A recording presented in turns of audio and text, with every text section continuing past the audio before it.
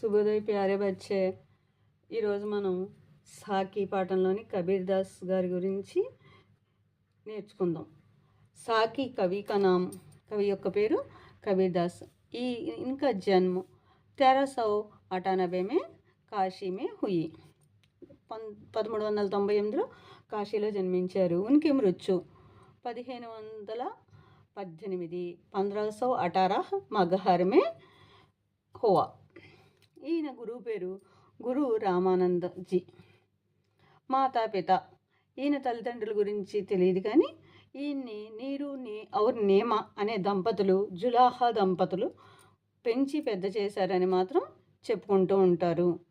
పత్ని లోయి, పుత్ర కమాల్, పుత్రి కమాలి, పుత్రి కమాలి. చూడండి భాషా శైలి.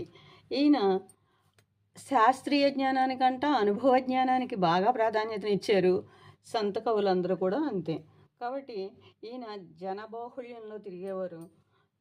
అలా ఈయన భాష చాలా సరళంగా, చాలా తేలిగ్గా అక్కడ ఉండేటటువంటి ప్రజలకు అర్థమయ్యే విధంగా ఉంటుంది.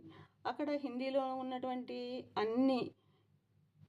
అందరి ప్రజల మాటల్ని ఈయన కవితల్లో కనిపిస్తూ ఉంటాయి.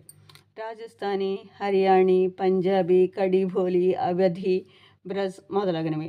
అంచేత ఇన్ని రకాల భాషలు కనిపిస్తూ ఉంటాయి. కాబట్టి ఇన్ని భాషని పంచమేల్ కిచడి అని అంటారు. ఔరు సాదుక్కడి కృతియం బీజక్ సాఖీ सबद रामायणी. अन्य रचनाएं कबीर सागर, कबीर शब्दावली, कबीर दोहावली, कबीर ग्रंथावली आदि. విశేషతాయేం క్రాంతిదర్శి కవి. ఈయన మార్పుని కోరుకునేటటువంటి కవి. క్రాంతిదర్శి కవి. రాజనైతిక్, ధార్మిక్ ఔర్ సామాజిక్.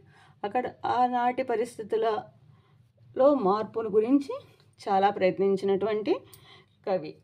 కాబట్టి ప్యారీ బచ్చే ఇలా రాసినట్లయితే మీకు 5 మార్కులు గ్యారంటీగా పడతాయి.